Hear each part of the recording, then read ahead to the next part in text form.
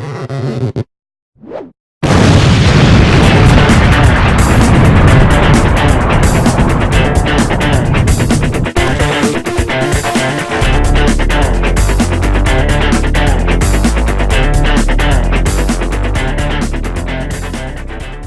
just a quick review of this Garmin VIRB Elite that I got off of Amazon.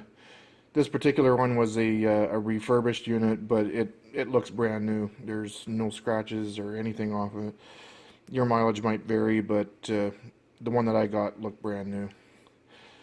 This is probably the easiest electronic device to use in the known universe.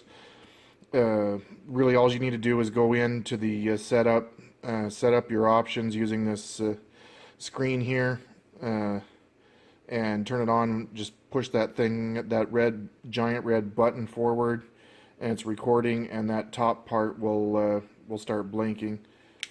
Just to show you. Okay, it turned itself on. If it's not already on like it was, it'll turn green as it turns on, and then once it starts recording, it'll be red. I think the camera has a little bit of trouble with the color red, but I think you can see that it's blinking red now. That means it's recording. And when you turn it off, it stops recording. It turns green, and it'll turn the power off shortly after that if you don't do anything. If you want to turn the power on deliberately, there's a power button on the side. You hold it for a few seconds and it turns on. Okay. Press the power button once to get to the menu. There's the setup. And then there's all the different stuff that you can do in there. There's also a bunch of different gauges and stuff that will show on there. I know it's hard to see in the video, and it's actually hard to see in real life because it's not backlit, and it's not meant to be, because it uses almost no power to have the display on. It's really meant just to help you navigate the menus and to just get a ballpark of where the camera is pointing. It's not meant to watch anything on because it's really dim, but it's good enough for what it's meant for, and it doesn't suck any power out of the battery. While the viewfinder is active, if you use the up and down buttons, it goes through these different gauges, and the display is so dim that it's kind of hard to see what I'm doing, but it's going through these different kind of very simple gauges, like a simple artificial horizon and a simple compass and stuff like that. So that's basically all there is to navigating it. There's an OK button there and two up and down buttons, and the power button there, and that's it. And on the other side, there's the record button. Okay, I just emptied all of the mounts that I had on the table here. Some of them come with the Garmin and some don't. I'll go real quick through the ones that come with the Garmin. This is the one that you don't want to lose. This is the one that mounts to the camera itself.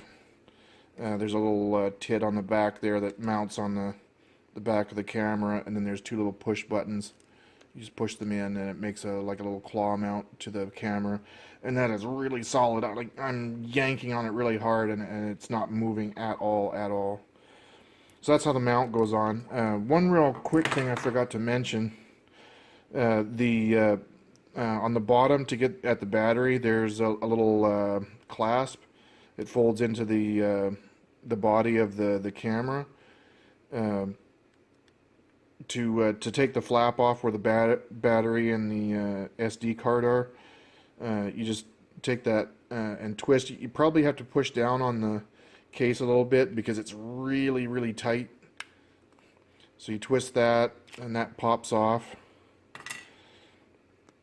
There's the battery, and inside there is where the SD card is. There's a little kind of a slide thing that goes over top of it. There's instructions on how to put it in the manual, but it's not rocket science.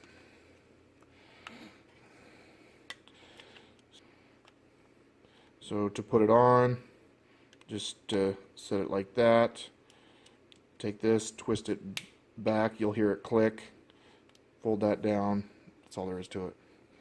And this is supposed to be watertight. You know, you can't go diving with it or anything, but if it gets wet, it doesn't matter. And I have flown through, I haven't flown through a thunderstorm, but I've flown through some heavy rain and didn't affect it at all. One gripe I have, it's not really a gripe, I just wish they had made this lens interchangeable. So if you wanted something a little less wide angle, you could do that. As an action camera, I understand that, you know, it's got to be a wide angle because that's what people use them for, but it would have been nice to have the option. I did a quick search online, and that's the only lens you're ever going to have. At really, really close distances, it gets really distorted because the angle of the lens is so wide. It can be corrected in software, but it'd be nice if you had at least a small selection of lenses. But that's the only one you're ever gonna have. So that's the camera. It also comes with this mount, and you'll notice that these aren't GoPro mounts. They're Garmin's proprietary mount, which is actually better, but it's not compatible with the GoPro. The reason I don't just think they're better, I know they're better because I've used them a couple times, and these are really solid. The reason they're so solid, and I don't know if the camera can really pick it up, but there's a knurling inside of there that GoPro doesn't use. If I can find one of the other ones, it's easier to see. Yeah, this one here that also comes with the camera. Yeah, you can see that knurling there inside. That really holds it solid. In most cases, it probably doesn't matter. The reason I'm complaining about it is because I got a little, just for fun, a little mount that goes on. It's like a vest that you put over your dog, and it holds the camera. And with his violent running around and shaking, the camera just goes all over the place and it doesn't stay. These do not move. The GoPro ones, you got to. I had to use a pair of pliers to reef it down hard enough to get it to stay, because the dog is pretty athletic and he just moves all over the place, and the camera will not stay put. So good on Garmin for designing something that does stay put, even for something that's really violent and moving around. It's something that GoPro didn't think of. The camera comes with this mount. This is the Garmin mount that normally goes on this. I've got the GoPro adapter on there because my adapter that I use for putting on the plane, this is a GoPro mount for mounting on the tie-down under the wing for an airplane. They don't offer a Garmin mount, so there's no choice. I had to use the GoPro mount. And most of the rest of these on the table here are GoPro mounts. I just emptied the little bag that I used to carry them around with. It also comes with this. You can see I've never used it, and I probably won't. This one and this one are identical, except this one has a spherical surface, and this one is just completely flat. So whatever surface, and these are permanent. So if you use them, that's where they stay till the end of the world. This here screws on. That's why the other one doesn't have one. It's because it just screws onto the bottom, and you just use whatever mounting plate you want to use.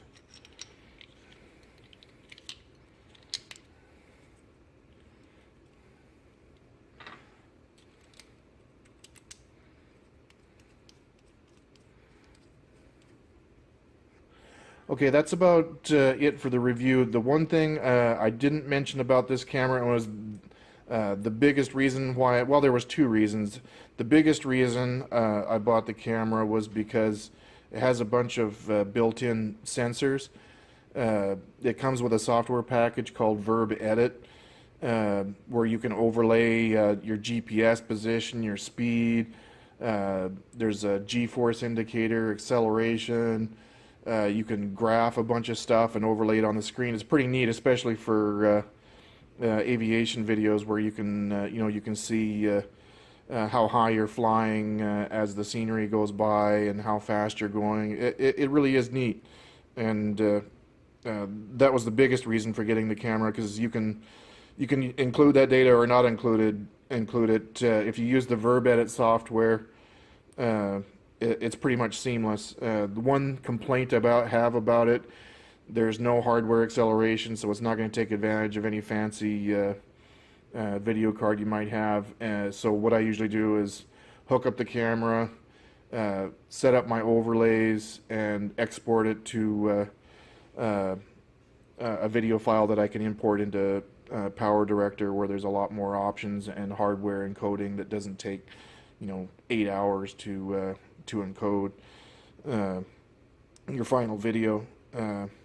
The second reason I bought this, well, actually there's another reason. I really like the idea of this screen. It makes setting it up initially, I have one setting that I use, so basically I set it once and then it's that way forever. But if you use different modes and you're using it as a still camera and blah blah blah, you may want to play with the settings. But just having that screen there to be able to see what you're doing without having to use a phone or something to program it with, that's really handy, because you can just set it up real quick, mount it, and then just hit that button and you're recording, and life is good. The third reason is it's a lot more streamlined for aviation. If you're using it for that purpose, think about it. That's hanging underneath your wing. A GoPro is going to be more like that. It's just a big square block. This is a little bit more aerodynamic. Does it make much difference? Probably not, but this is more aerodynamic. And that sensor data is really neat. That's the biggest reason I bought it, is because you can overlay that sensor data.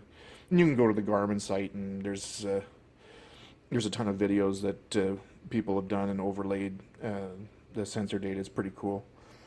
So that's about it. Thanks for watching.